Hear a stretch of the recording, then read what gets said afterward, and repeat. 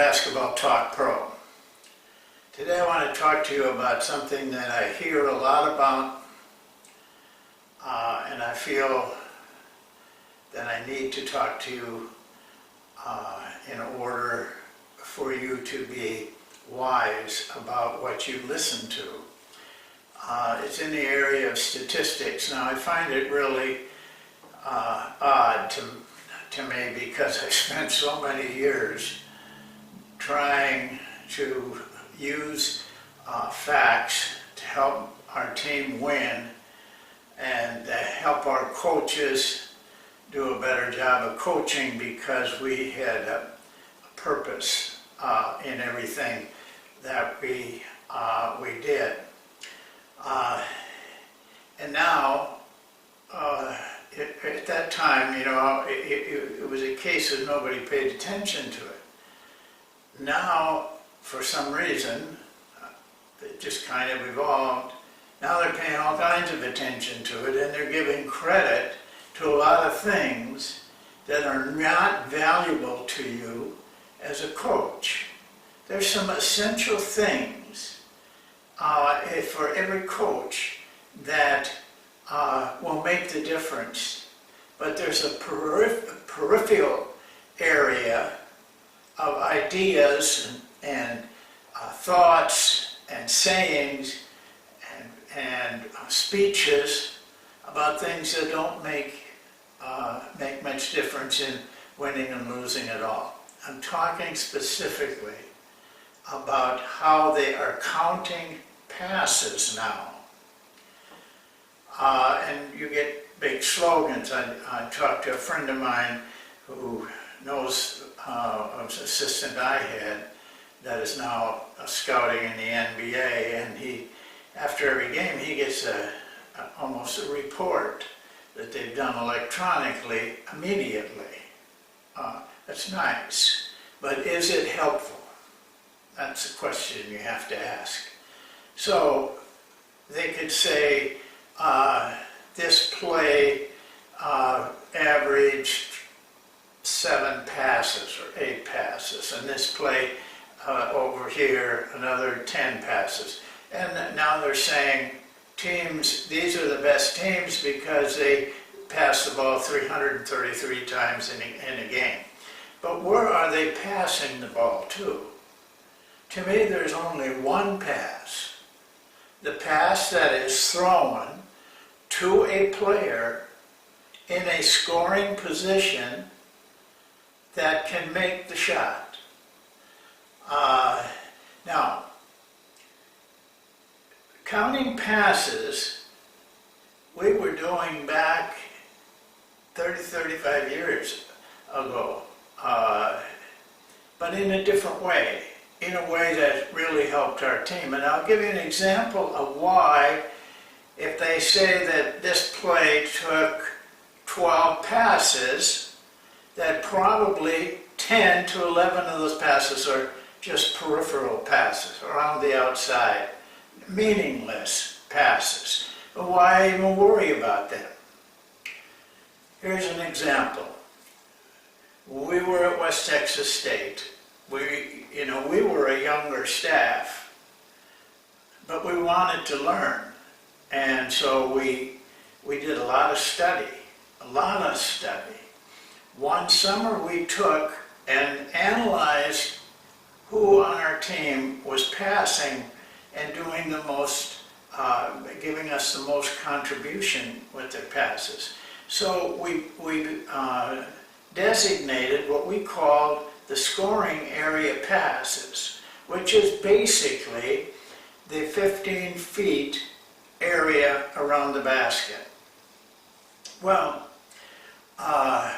so we went to the films and we counted everybody who threw a pass in there. Each individual on the team, we kept track of who threw how many threw the most passes into that scary area and who was the least. But we also kept track of the points scored on those scoring area passes.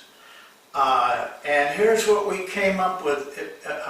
We came up with the numbers that really stupefied us because our best point guard at the time, who we thought was really making a contribution to the team, threw the fewest scoring area passes. This was in game conditions. And there was another player, he was actually a small forward, who threw the most scoring area passes. A player that we did not consider that he was even a passer. But here he was with the most scoring area passes. But then we looked at points scored off of those passes. And this is where we're getting into the depth of this. Because that player with the fewest amount of passes into the scoring area scored the most points on passes for everybody. And the guy who threw the most scoring area passes scored the least points. It just so happened that that point guard was Maurice Cheeks. He ended up in the top 4 in the NBA in assists. And with our team, he ended up with the most assists. In fact, in our conference, he ended up with the most assists. But he would not have ended up even close if they counted number of passes into players that could score. My point here is this. He threw passes into the scoring area with a purpose. We had a team that we were actually had 11 black players and 1 white player on that team. The white player was very noticeable when he was open. But Maurice, and this is where I learned about Maurice, because I saw Pat at times when he would have the ball and this player would flash in and wave his hand and everything, go out, and we were playing a freelance game. And Maurice would not throw to him. And yet I saw a fast breaks that he would come down, and the one in particular that made me start to think and look was he had our other guard on his right, who was a terrific player, and he had the one white player on his left. And they were both going in, and he threw to the guy that he wouldn't throw to when he was flashing into the middle. And he threw away from probably, even in Maurice's feelings, was our best player, including better than him. Why did he pass like that? Because he had a built-in little computer up here that selected who could score under those situations, and he didn't throw to those that couldn't. On that particular fast break, the player on his left was very strong and made a great contribution to our team because he was just go as hard as he could. He was willing to take any kind of pain to score that, and he could score on layups in all kinds of tough situations. The one on the right that was, I think, our leading scorer could not do that as well, but he could do other things well. And so the passes that really counted were determined by the selection, in this case, by Maurice. And he had an innate, instinctive ability to know this guy can score on a fast break, this guy can't score in a post-up, this guy I mean, all of that was somehow cataloged into his brain. So passing the ball around and around is not necessarily what you want. Personally, it's a waste of time. In the freelance among system, we have a rule. You must hold the ball for 3 counts. Because we didn't want them to miss players flashing in at the last minute that were wide open for a good shot. Now, I'm not asking, and I wouldn't even attempt to talk to players about, you got to know who you're passing to. Though I do say that, I do so just to draw attention to the players that this is a factor in who you throw to for the shot. I watched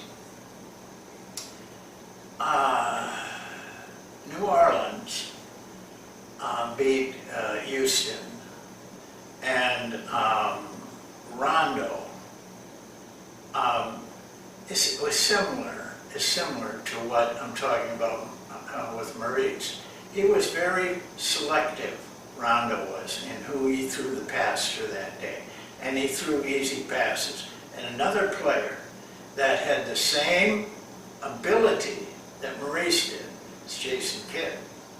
I admired how he could pass. He not only knew who could catch and shoot and make that shot, but he made the pass in a position where it was easy for the guy, the receiving the pass, to score. Whatever it took. If it took a lob so he could dunk it, or it took a pass into the chest so he could. Kid could do that without thinking. Something just told him. Now, how do you learn to do that? By practice. By dedicated practice, you can learn to do that. Just like we've talked about everything in learning. With the type of learning that you want to bring to your players is the kind of learning that they do without thinking about it. So don't get excited by passing. Get excited about passing passes that result in the correct shot for a player. That's the idea of passing, is to score, not to look good passing, but a lot of players do. I don't know what NBA game I was watching. They're just coming at you like crazy right now. Team was up by 1, went down by 1, and a guy, penetration right now in the NBA is, and I'm going to do some work on it and talk to you guys about it so you don't go off on the deep end. Penetration right now is just demolishing defenses. Well, this guy beat his man. It's not unusual in the NBA. They've beaten their man all the time. And go into the basket down by 1, and he threw the ball. He was about 2 steps from a layup. It would have been a tough layup. They could have fouled him, but then he would have 2 shots to at least tie it, make 1 and tie it. And he threw the ball to the guy in the corner for a 3-point shot. Now, it's true, a 3-point shot makes more points for you on 1 shot. But it also misses the most times. I'm almost sure I've always shown this to you, but there was a chart in the Wall Street Journal. Guy wrote this up, and he showed how much improvement over the last 8 or 9 years, I think it was, in the number of 3 points shot in a season. Well, it just kept getting bigger and bigger, that they were shooting more shots all right from whatever year it was to the end, almost doubling the number of three-point shots taken over that period of time. But the percentages that they were making those shots stayed about the same through that whole period. I think it went from like 32% up to 33% all that time. What increased right along with those shots taken was misses. They were missing more, shooting more, but making more misses because their percentage was staying relatively the same over those same periods. So there's a whole lot more misses going on than there would be with, say, a shot that you take at the basket. So don't be taken in by all this electronic statistical stuff. Learn to figure out what is essential to winning games for us, and follow that, and just don't pay any attention to all the things that are coming out now, because most of it is not, when you can really decipher it, it is not helpful to you.